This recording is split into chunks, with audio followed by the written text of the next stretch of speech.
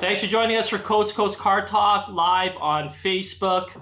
Today we are doing another trends video. We did one last year, but we got to catch up on 2021.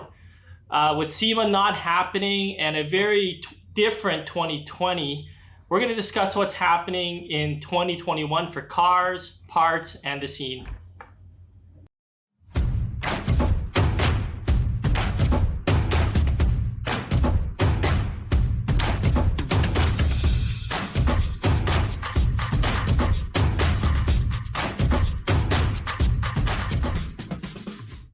There's just the human nature of the pendulum swinging backwards, right? I don't know if we've reached peak wide body yet, but I think we're getting close.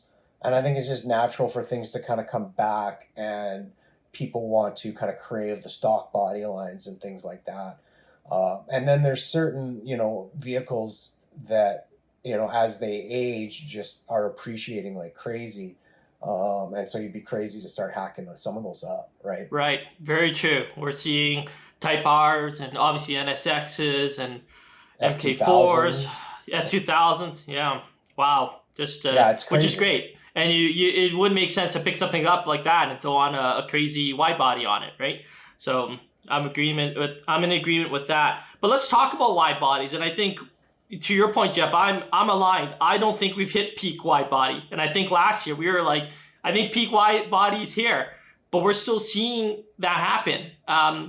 But I think for newer vehicles, right? I think with the addition of the new Supra, you're seeing a lot of really crazy kits. And I think that's still generating a lot of interest into wide bodies for newer vehicles. You guys in agreement with that? To a degree. I think if it is there, it's going to be short-lived. I think a lot of these kits right now are not going to age well. You know what I mean? Like they're gonna look very specific to a certain era, and it's not going to have a timeless look to it. And that's where I think the stock body lines and stuff, they will always have appeal. Yeah. Yeah, Nathan, I know you just put on, or are you still putting one on your vehicle? Oh, yeah. Well, my car's incredibly beat up, so. Well, you drifted it, so that's not a surprise. The body panels had to be replaced. I gotta agree with Jeff, but I do think, instead of considering it as like a pendulum, like in general, I think what we can consider it is more if we separate things into categories.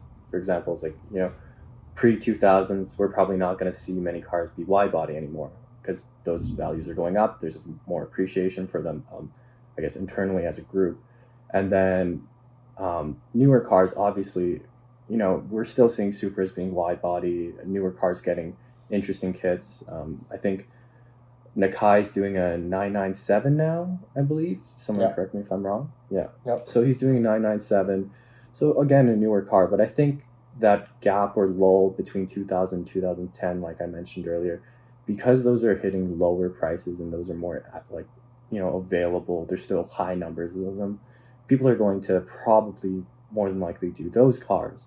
And I think it's well warranted. Many 2000s cars don't really have the same appeal as or curvatures that, I guess older cars, and even I think newer cars now look amazing. But I do think between 2000 and 2010, you didn't really see the kind of same design language as you see now or in the past. So if anything, I don't think there's going to be a stop within that gap range. Gotcha. So more era specific. It's going to be more era specific, in my opinion, at least. At least what I've noticed. Gotcha. Yeah, I've seen some really crazy, and I agree, they look great now, but I think my perspective would change, kind of like your old Wings West or your Vale side spoiler that we all remember back in the early 90s.